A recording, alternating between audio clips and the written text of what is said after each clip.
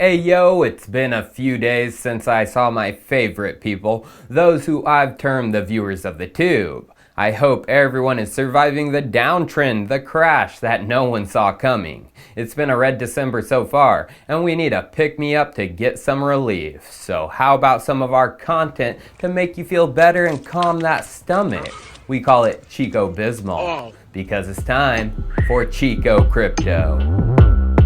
So what the freak happened? Well, BTC decided to drop off of a cliff from above 57,000. The price started sliding, and then on Friday, boom, the price went down, and it went down like Charlie Brown. And over 10K loss happened in a matter of hours, with BTC bouncing off 47K support. The price has rebounded over the weekend, and as of Sunday was sitting at about 48,500. So what was the reason for this dip? Well, it all comes down to leverage. Going to BYBT and their liquidation data, we can see this was the largest day for liquidations by a long shot, long or shorts. Nearly $2.1 billion in longs were liquidated on December 3rd. Leverage got flushed out, and it got flushed out big time. Well, a Sam Trabucco on Twitter explained it well. He is the CEO of Alameda Research, and he said, the insane price swings of the past day merit a follow-up to this thread, as well as an updated interpretation of what's been going on in the markets more generally. These line up for our favorite effect, liquidation cascades. Ton of leverage longs have been opened in the past month. Nothing special, just what always happened in crypto. In fact, the insane leverage is lower than it used to be, but the effect was still substantial. Part of the reason it was still substantial was the low liquidity. On various exchanges, BTC got sub 30K for a moment, and that was because of how little liquidity sits on the books during super off hours. The initial liquidations were the same size as usual, but the bids they were getting market ordered into were thinner, causing more price impact and more liquidations, since the price got really low in many cases. These two effects feed off of each other. Unfortunately, this kind of dip had everything to do with leverage in the crypto space, and I hate leverage, you should know. And even the likes of big on-chain analysts agree, like Will Clement. He said, TLDR of what happened last night, open interest being built up for weeks, plus a regime of positive funding and low weekend liquidity, meaning thin order books, gave a perfect storm for a long liquidation cascade. These forced sells executed into thin books, thus the drawdown. So is it possible we see this again? Could there be another big drawdown like we just saw? Well, we'll explain more of what could happen. He said, hope this week showed that not all on-chain analysts are always bullish. I consider myself an analyst who looks at on-chain closely amongst other things. Derivatives data is king and cannot be ignored. I think of on-chain as macro. This has evolved as I've grown. For what it's worth, I do think we now see a consolidation reaccumulation period, not jumping in to call any bottoms for clout here. I do think we see higher prices in 2022. If we don't, I'll weigh on-chain even less in my mind.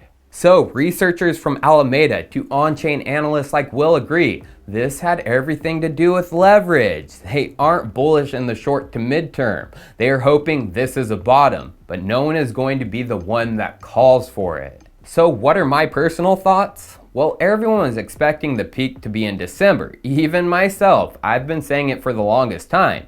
And for BTC to peak this month, we would have to accelerate at a crazy pace. To just jump past the old all-time high, we would have to gain 20K in December alone.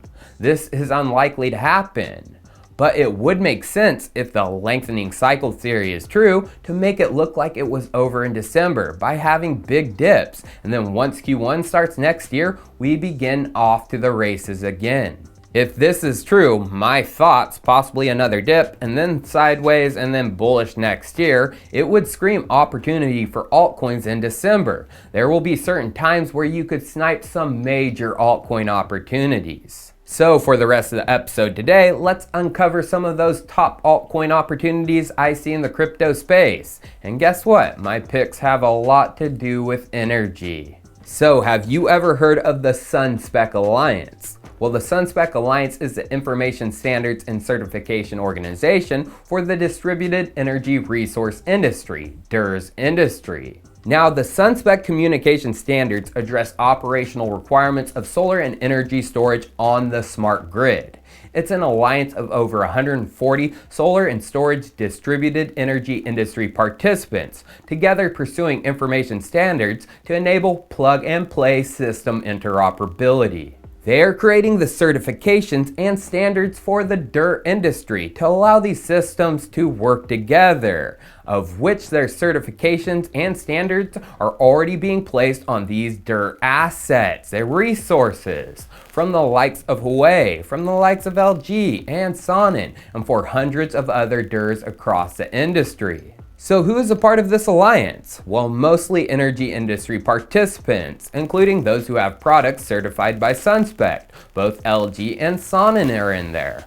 But also Tesla. Yeah, Tesla is in there as one of the members. So you would think in the DER industry for distributed energy resources, blockchain would be a big part of that. Well, yes it would, as SunSpec is creating a blockchain specification. From the landing page on this blockchain certification, it says, future power grids leverage distributed energy resources, DERs, but the current industry practices and regulation are not sufficient to ensure that such critical resources are effectively protected from cybersecurity threats. A particular problem is that the communication keys, cryptographic private keys, used in DER devices can have very different levels of security and protection, but such important information is not easily available to communication endpoints, such as IEEE 2030.5 utility servers. To address this problem, SunSpec Alliance created the SunSpec Blockchain Work Group and hosted its first meeting on October 29, 2019. October of 2019, SunSpec started working on this blockchain specification. Now guess who is one of the only blockchain-based members of SunSpec? Going back to their members, there is the Energy Web chain. And just months after the blockchain-based working group was created, SunSpec and Energy Web announced a strategic partnership. This happened in August of 2020, and the SunSpec article on the partnership says, SunSpec Alliance, SunSpec, has joined as a member of Energy Web. Today, the two organizations also jointly announced a strategic partnership to co-develop digital standards, protocols, solutions, and certifications that support plug-and-play system interoperability for solar PV and battery energy storage technologies. Together, they'll enlist energy market participants such as grid operators, renewable energy developers, and distributed energy resource providers for projects focused on digitalization and grid integration of DERs. SunSpec and Energy Web are scoping their first joint projects currently. Big partnership news with Energy Web that kind of went under the radar back in 2020. But let me tell you, I have even bigger possible partnership news with another crypto in the energy industry. But before we get into that, it's time for a sponsored segment of this video, brought to you by the team at Reef. And like always, the full details of our agreement can be found in the description. So what is Reef? Well, Reef stands for the Reliable, Extensible, Efficient, Fast Layer 1 Smart Contract Blockchain using the Substrate framework.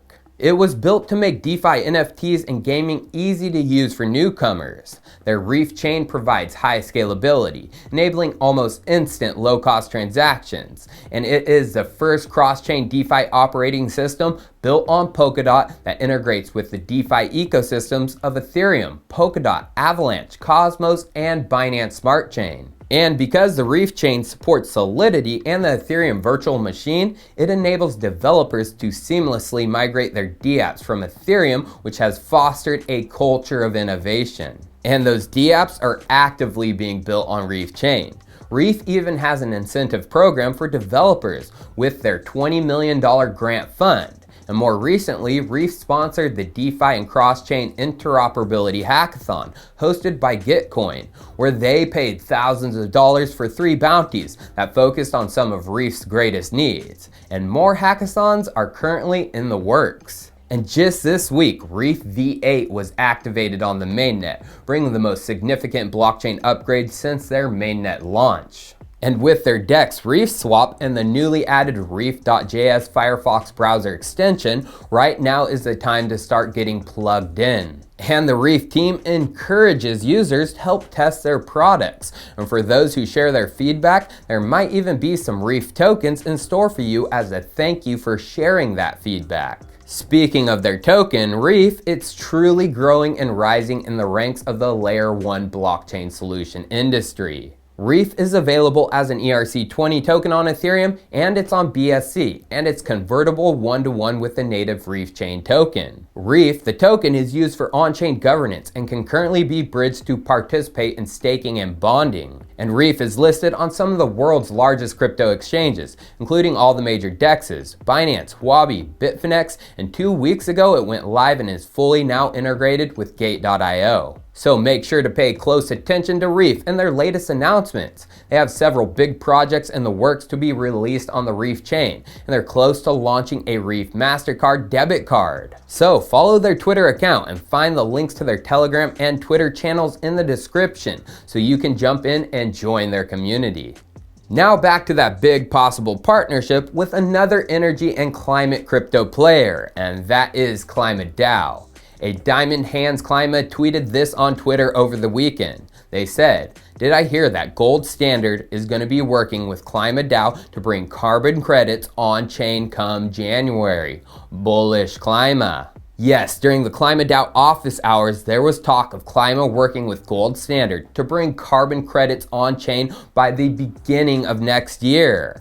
Unfortunately, the office hours weren't recorded, but this has been confirmed by multiple people who listened that yeah, it was talked about. So who is the Gold Standard, and can we confirm that at least KlimaDAO has been using them? Well, going to the Gold Standard website on carbon markets, they say, Gold Standard was founded to ensure that projects in carbon markets represent the highest levels of environmental integrity and deliver verified sustainable development benefits to local communities and ecosystems. All Gold Standard carbon credits represent the reduction or removal of 1 ton of CO2, plus the SDG benefits associated with the project from which they are issued. Gold Standard was founded by the WWF and other NGOs to serve as the benchmark in carbon markets. Then, if we go into KlimaDAO documentation, we can see Gold Standard is talked about. They say, take the verified carbon standard and the Gold Standard.